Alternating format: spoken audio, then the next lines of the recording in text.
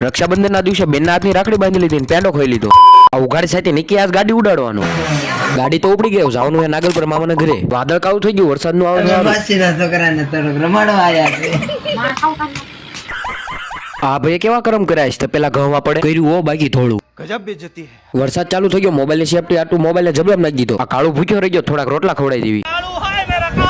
વાડીએ પૂજા ને ચાનો કોઠો ચડાવી દેવી. એકચ્યુઅલી માં વરસાદ ને એટલે પીવી પડે.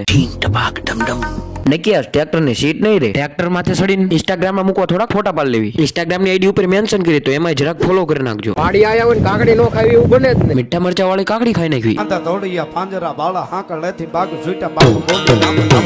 તાત્કાલિક ભજીયાનો પ્રોગ્રામ ગોઠવ્યો. લીંબુ તોડવા આવી ગયા. ખાલી 5 જ લીંબુ ચડ્યા. આવા વોડ વાંગડે ક્યાંય હરખા નો રહે. પાડોશી વાડીએ કુંડીમાં પાણી ભર્યું તેમાં ધુબકા મારી લીધા. મરચાન કટિંગ કરીને ભજીયા બનાવી નાખ્યા. તમારે નો ખાવો હોય તો હાલો. ઘર ભેગું થાને. વરસાદ બંધ થઈ ગયો. બધી ભેંસું બહાર બાંધી દીધી. હાલો હાર પડા માટો મારતા આવી. કેટલીક બૂસ મારી.